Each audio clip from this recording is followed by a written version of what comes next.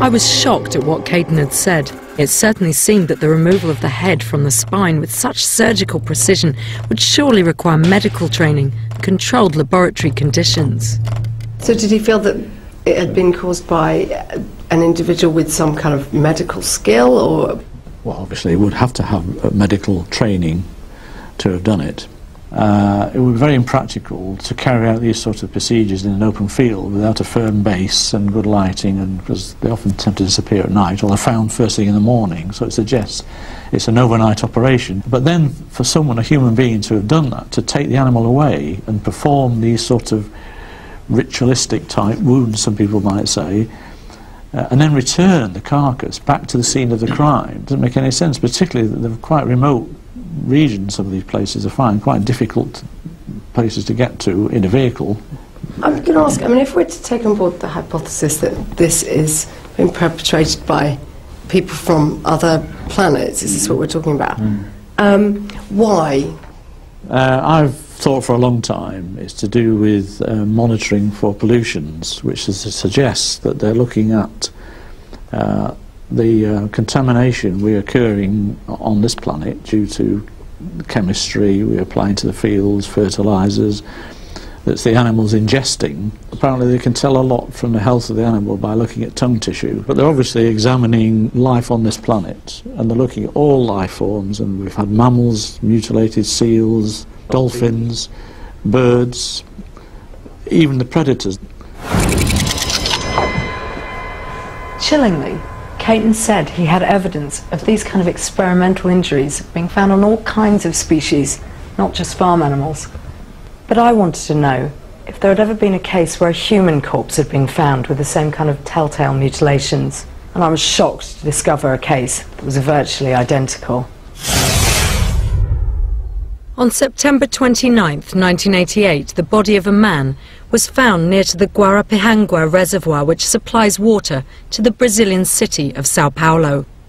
The corpse was taken to the local pathology lab, where a post-mortem revealed that most of the man's internal organs had been removed seemingly through small holes in his body. His face had the same jaw strip removal that I'd seen on the photographs of the mutilated sheep, and his eyes, ears and tongue had been removed in a way that also mirrored the evidence that Caton had shown me. If this man had in fact been a victim of an alien experiment, then we had far more to worry about than the fate of a few farm animals. My investigation continues after the break, when the search for evidence of alien experimentation on humans brings me back to Britain.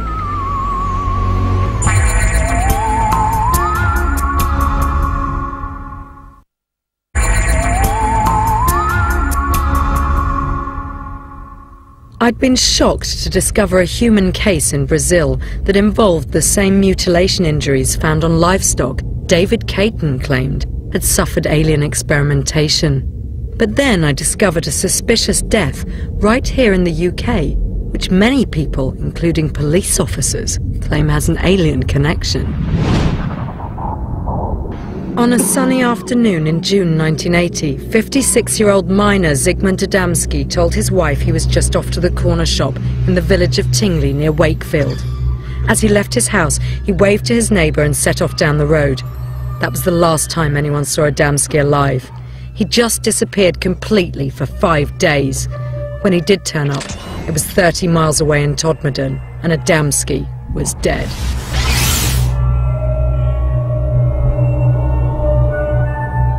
His body was discovered lying face up in pouring rain at the top of a 30-foot-high pile of coal in a delivery yard. How he got there and where he'd been for the past 5 days was a mystery. The post-mortem gave the cause of death as heart failure, but it could not explain how Adamski had received the strange injuries to his body. There were a series of unusual circular burn marks on his head and neck.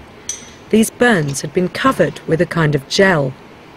The gel was sent for analysis, but the substance could not be identified by the forensic scientists working on the case.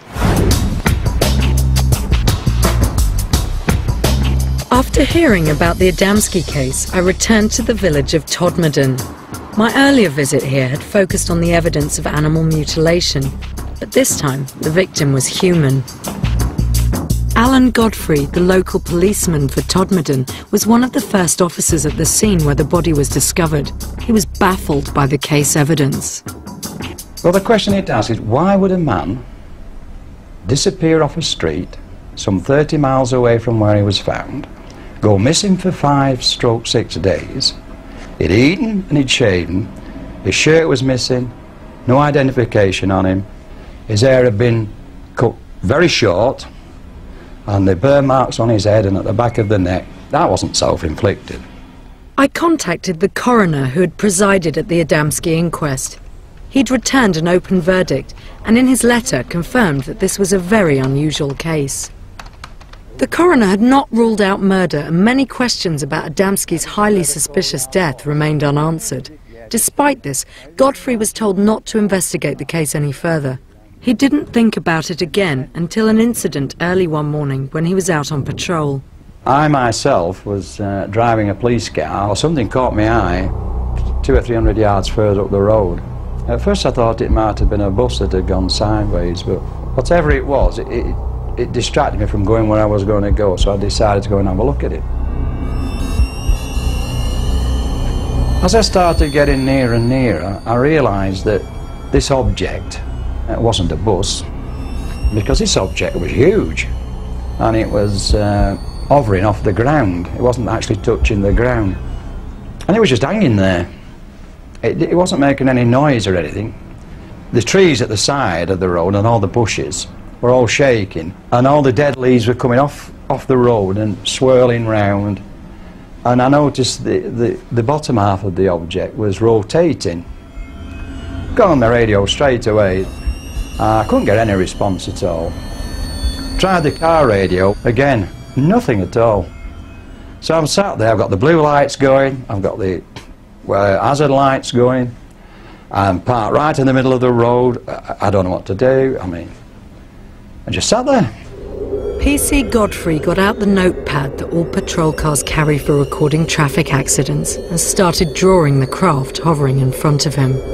I started to draw it, and then there was this, all I could describe as a big flash. It was bright white. The next thing Godfrey realised was that he was seated in his car, driving along 100 yards further down the road.